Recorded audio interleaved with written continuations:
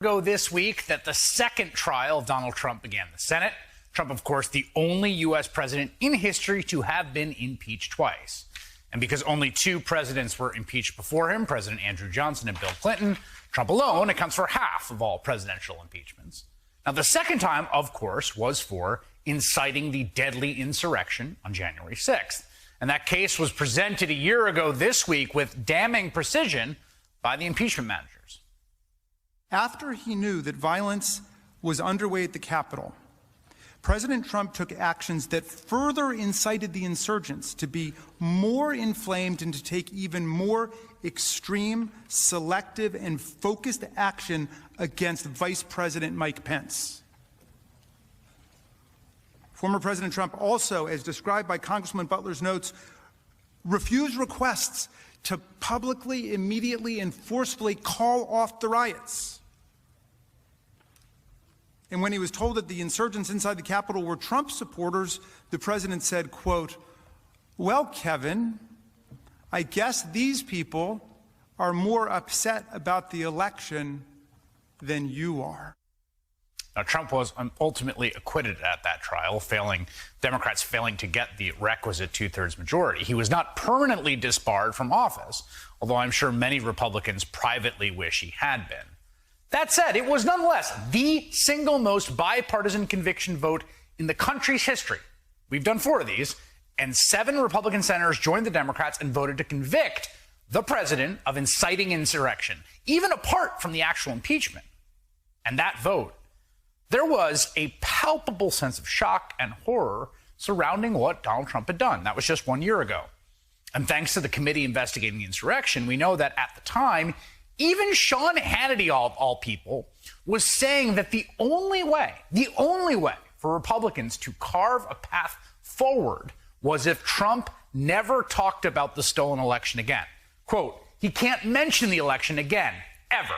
I did not have a good call with him today, and worse, I'm not sure what is left to do or say." This is Sean Hannity texting with Republican members of Congress, Trump's loyal advisor, his most vocal defender in the right-wing media.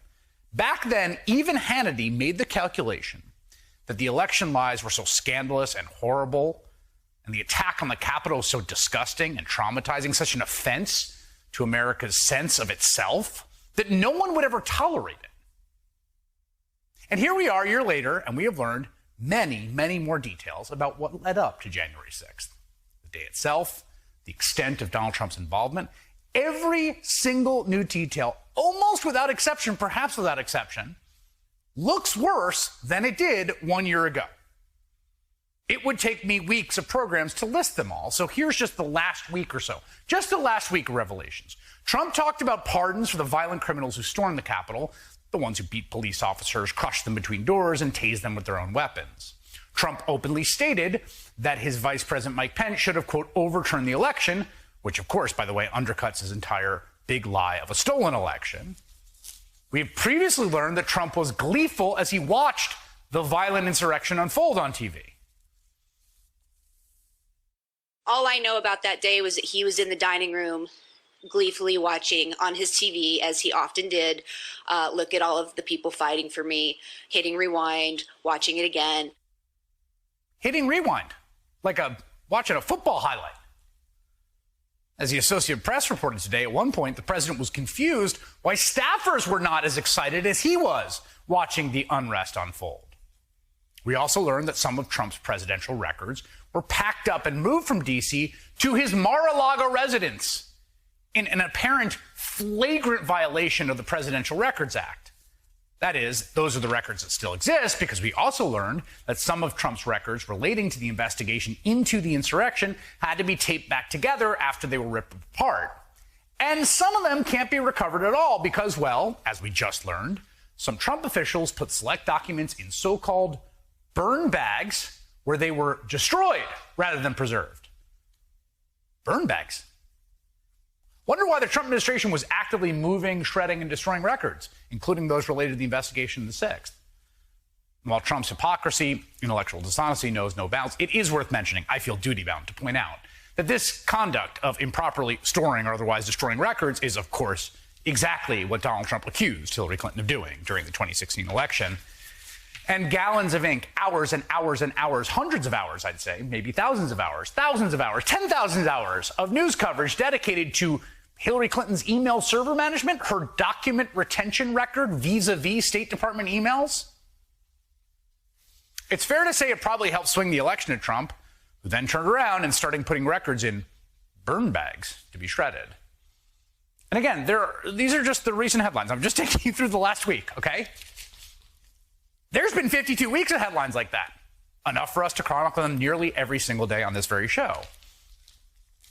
But at the same time, as the facts look worse and worse and worse, and Trump's guilt and responsibility more and more absolute, his conduct more depraved and degraded than was even conceivable at the time, the Republican Party has come even more under his sway. Because again, remember, for a moment there, in the aftermath of the attack, it looked like his influence over the party had actually waned. Really felt like Trump might actually be cast aside or forgotten about or exiled from the inner ring of power. And that is until Republicans decided, actually, the whole insurrection was not a big deal. Or worse, something to be celebrated. At the time of the attack, the Republican National Committee, that's the official body of the Republican Party, they released a statement reading, quite sensibly, quote, "The members of the Republican National Committee strongly condemn the violence in and around the United States Capitol building today in Washington, D.C. These violent scenes we have witnessed do not represent acts of patriotism, but an attack on our country and its founding principles. Our founding fathers established a nation of laws, not a nation of anarchy. We call for all those involved to listen to law enforcement officials and help restore order in our nation's capital." That was a year ago. RNC's position has changed just a bit over the past year because just last Friday, the committee overwhelmingly approved a resolution censuring Representatives Liz Cheney and Adam Kinzinger for participating in the investigation of that insurrection. A resolution that contained language calling the insurrection, the actions that they condemned just a year ago, legitimate political discourse before lamely trying to walk it back. Then there are lawmakers themselves, Republican politicians who, perhaps finally feeling free from the former president, spoke out against him in the hours and days after the 6th, only to revert to his side in the intervening months. The president bears responsibility for Wednesday's attack on Congress by mob rioters. He should have immediately denounced the mob when he saw what was unfolding. These facts require immediate action by President Trump. Accept his share of responsibility, quell the brewing unrest, and ensure President-elect Biden is able to successfully begin his term. When I talked to President Trump about, I was the first person to contact him when the riots was going on. He didn't see it. What he ended the call was telling me he'll put something out to make sure to stop this. And that's what he did. He put a video out later. The terrorist attack on the Capitol, it was despicable. Yesterday in particular, the president's language and rhetoric crossed a line and it was reckless. I disagree with it. And I have disagreed with the president's language and rhetoric for the last 4 years. While thousands of people were standing up to defend this country on January 6th, at that exact moment, I was standing on the Senate floor objecting to the election results. I'm the one leading the fight in the Senate against this garbage. Trump and I, we've had a hell of a journey. All I can say is count me out. Enough is enough. If you're a conservative, this is the most offensive concept in the world, that a single person could disenfranchise 155 million people. It is his nomination if he wants it, and he will be in the White House in 2024 if he runs a disciplined campaign.